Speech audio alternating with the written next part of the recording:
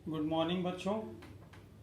आज हम लोग पार्टनरशिप अकाउंट से related second theory part discuss करेंगे, जिसमें कि आज हम लोग 2-3 मुख्य पॉइंट को कवर करेंगे। पहला पॉइंट है लेखांकन हेतु अनुकूल प्रावधान। मतलब कि जब हम लोग पार्टनरशिप का अकाउंट्स बनाएंगे तो उस अकाउंट्स को बनाने के समय कौन कौन से ऐसे प्रावधान है जिसका प्रैक्टिकल हम लोग उपयोग करते हैं पार्टनरशिप साझेदारी के अकाउंट्स को बनाने के समय में। साझेदारी खातों को प्रभावित करने वाले महत्वपूर्ण प्रावधान निम्न हैं। जब भी हम लोग साझेदारी खाते बनाते हैं, मतलब साझेदारी का अकाउंट्स प्रिपेयर करते हैं, तो उस समय ये कुछ 4-5 महत्वपूर्ण प्रावधान है या कुछ मुख्य बिंदु हैं जो साझेदारी के खातों को प्रभावित करते हैं या उनकी बहुत महत्वपूर्ण भूमिका होती है अकाउंट्स को बनाने में। जैसा पहला है लाभ हानि खाता विभाजन अनुपात, लाभ हानि विभाजन अनुपात, प्रॉफिट शेयरिंग रेशियो। ये सबसे महत्वपूर्ण प्रावधान होता है। इसमें यह बताया जाता है कि जो साझेदार है, चाहे 2 हो चाहे 3 हो, वो आपस में व्यापार में, साझेदारी व्यापार में होने वाले लाभों का विभाजन किस प्रकार से करेंगे। अगर मान लीजिए 3 पार्टनर है या 2 पार्टनर है तो वो आपस में बराबर बराबर लाभ हानि का विभाजन करेंगे या किसी और अनुपात में करेंगे, वह इसमें बताया गया है या बताया जाता है, जिसका प्रभाव साझेदारी खातों को बनाने के समय पड़ता है। दूसरा पॉइंट है पूंजी पर ब्याज, मतलब इंटरेस्ट ऑन कैपिटल। जब हम लोग साझेदारी खातों को बनाते हैं तो साझेदार जो है वो व्यापार को कैपिटल देते हैं और व्यापार बिजनेस उन साझेदारों को उस प्राप्त कैपिटल पूंजी पर ब्याज देता है। तो यह ब्याज देना है कि नहीं देना है, यह साझेदार आपस में मिलकर निर्धारित करते हैं। यह ब्याज दिया भी जा सकता है और नहीं भी दिया जा सकता है, और अगर देना है तो कितने % से देना है, इसका भी महत्वपूर्ण रोल रहता है साझेदारी के खातों को बनाने के समय में। तीसरा आता है आहरण पर ब्याज। आहरण मतलब ड्राइंग्स। जैसे व्यापार से साझेदार समय समय पर अपने ज़रूरत के लिए कुछ पैसा निकालते हैं, उस पैसे पर व्यापार उनसे ब्याज लेगा कि नहीं लेगा, यह निर्धारित पहले से ही कर लिया जाता है, तो उसे कहते हैं इंटरेस्ट ऑन ड्राइंग्स, आहरण पर ब्याज। तो यह तीसरा पॉइंट का भी काफ़ी महत्वपूर्ण रोल रहता है साझेदारी के अकाउंट्स को, मतलब खातों को बनाने के समय में। चौथा होता है प्रबद्ध राशि पर ब्याज। मतलब अगर व्यापार ने, साझेदारी व्यापार ने अपने साझेदार से, अपने पार्टनर से कोई लोन लिया है, प्रबद्ध मतलब लोन लिया है, तो उस पर कितना % ब्याज व्यापार बिजनेस अपने साझेदार को देगा, यह इसमें 4th पॉइंट में यह लिखा रहता है या मेंशन किया हुआ रहता है, और इसका भी प्रभाव साझेदारी खातों को बनाने के समय में पड़ता है कि व्यापार अपने साझेदार को कितना % लोन पर ब्याज देगा।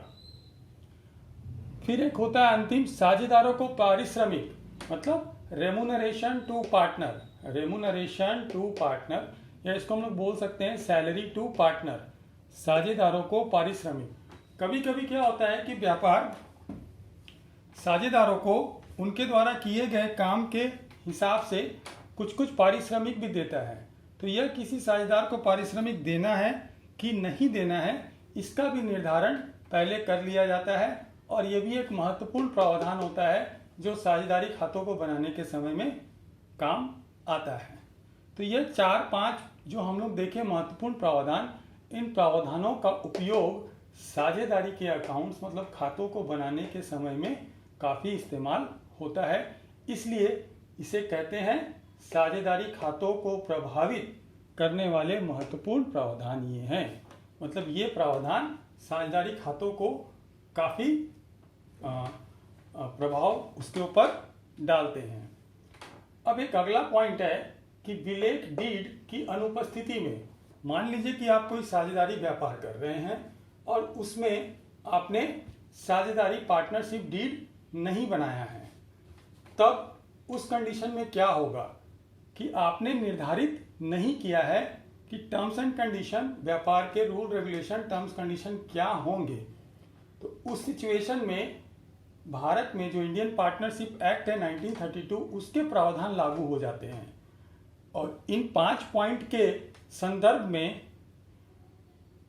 भारतीय साझेदारी अधिनियम में क्या कहा गया है कि अगर पार्टनरशिप व्यापार के पास डीड नहीं है तो क्या होगा, प्रॉफिट शेयरिंग रेशियो हमेशा बराबर होगा। मतलब या तो पहले साझेदार आपस में यह निर्धारित कर ले कि उन्हें किस हिसाब से प्रॉफिट शेयरिंग रेशियो बांटना है, और अगर नहीं निर्धारित किए हैं तो वो बराबर होगा, इक्वल होगा। किसी भी पार्टनर को पूंजी पर ब्याज नहीं दिया जाएगा, नो। मतलब अगर आपको देना है तो आप उसको लिखिए, डीड बनाइए, निर्धारित कीजिए, और अगर नहीं निर्धारित किए तो फिर पूंजी पर ब्याज नहीं दिया जाएगा। उसी तरह नो इंटरेस्ट ऑन ड्रॉइंग्स, मतलब अगर आपने निर्धारित पहले नहीं किया है या डीड नहीं बनाया है तो कोई भी इंटरेस्ट ऑन ड्रॉइंग्स व्यापार अपने पार्टनर से नहीं ले सकता है। और अगला पॉइंट है इंटरेस्ट ऑन लोन। अगर आपने डीड, फिर से वही बात कि डीड नहीं बनाया है या निर्धारित नहीं किया है तो आप interest on loan 6% per annum, प्रति वर्ष 6% पर एनम के हिसाब से लोन पर इंटरेस्ट आप साझेदार को देंगे। अगर आपको ज़्यादा लोन पर इंटरेस्ट देना है या कम देना है तो पहले आप निर्धारित कीजिए, और किसी भी साझेदार को कोई भी पारिश्रमिक नहीं दिया जाएगा। थोड़ा यहाँ ध्यान से आप समझिए कि अगर डीड की अनुपस्थिति में, मतलब साझेदारी व्यापार जब स्टार्ट हुआ उस समय आपका कोई भी मौखिक या लिखित प्रावधान नहीं है या डीड नहीं है, तब ये कंडीशन लागू होता है। और ये कंडीशन इंडियन पार्टनरशिप एक्ट के मुताबिक या भारतीय साझेदारी अधिनियम के मुताबिक यह कंडीशन लागू होता है। लेकिन अगर आपने डीड बना लिया है या कुछ मौखिक रूप से समझौता कर लिया है तो यह फिर लागू नहीं होगा। आपने जो डीड बनाया है उसके हिसाब से सारा ये पांचों में काम होगा। अगला हम लोग का पॉइंट है साझेदारी खातों के विशिष्ट पहलू। साझेदारी खातों के विशिष्ट पहलू से तात्पर्य यह है कि साझेदारी में भी सभी खातों का निष्पादन, मतलब उसको बनाना, जैसे हम लोग +1 में एकाकी व्यापार का फाइनल अकाउंट बनाए थे, उसी प्रकार से साझेदारी खातों का भी, व्यापार का भी अकाउंट्स या खाता बनाया जाता है। लेकिन साझेदारी व्यापार के खातों को बनाने के समय में कुछ अलग से नए टाइप के अकाउंट्स बनते हैं या जिनके अपवाद निम्नलिखित हैं। तात्पर्य है कि साझेदारी खातों को बनाने के समय में आपको एकाकी व्यापार के जैसे ही खातों को बनाना है, लेकिन कुछ अपवाद उसमें आते हैं, जैसे कि साझेदारी के खातों को बनाने के समय में पूंजी खाते हम लोग बनाते हैं साझेदार के पूंजी खाते बनाते हैं, लाभ हानि का विभाजन दिखाते हैं। जैसे हम लोग पिछला थ्योरी क्लास में डिस्कस किए थे कि लाभ हानि विभाजन, लाभ हानि appropriation, profit loss appropriation account बनाते थे और उसमें लाभ हानि का विभाजन दिखाते थे। तो पार्टनरशिप में लाभ हानि का विभाजन दिखाना भी जरूरी है क्योंकि यहाँ एक से ज़्यादा मालिक हैं। तीसरा, अगर कोई गलत अप्रोप्रिएशन अकाउंट बन गया है तो उसके लिए समायोजन अकाउंट बनता है, मतलब एडजस्टमेंट अकाउंट। अगर कोई गलत अप्रोप्रिएशन, मतलब विनियोग, लाभ हानि विनियोग खाता अगर गलत बना है तो उसके लिए समायोजन अकाउंट्स बनाना पड़ेगा। साझेदारी फर्म का पुनर्गठन के समय में आपको अलग टाइप का अकाउंट्स बनाना पड़ता है। पुनर्गठन मतलब कोई नए साझेदार का अगर प्रवेश हो रहा है, किसी पुराने साझेदार के अगर डेथ हो गया है, मृत्यु हो गई है, या कोई पुराना साझेदार व्यापार को छोड़कर जा रहा है, तो यह 3-4 सिचुएशन होता है जहां पर हम लोग उसको बोलते हैं साझेदारी फर्म का पुनर्गठन, रिकंस्ट्रक्शन। मतलब साझेदारी फर्म फिर से नए रूप में प्रादुर्भाव उसका हो रहा है, तो उस समय पर कुछ नए टाइप के अकाउंट्स बनते हैं जो कि एकाकी व्यापार से अलग होते हैं। और अंतिम है साझेदारी फर्म का विघटन। किसी भी साझेदारी फर्म को अगर बंद करना है विघटन के समय, उसको बंद करने के समय भी अलग तरह के अकाउंट्स को बनाया जाता है। तो कुल मिलाकर इस पॉइंट का तात्पर्य क्या है, नटसेल में, जिसमें हम लोग क्या बोल सकते हैं कि साझेदारी खातों को बनाना वैसा ही है जैसे एकाकी व्यापार के खातों को हम लोग बनाते थे, फाइनल अकाउंट, अंतिम खाते। लेकिन ये 4-5 कंडीशन है जहां पर किसी नए तरह का अकाउंट्स या किसी नए तरह का सिचुएशन से हम लोगों को दो चार होना पड़ता है।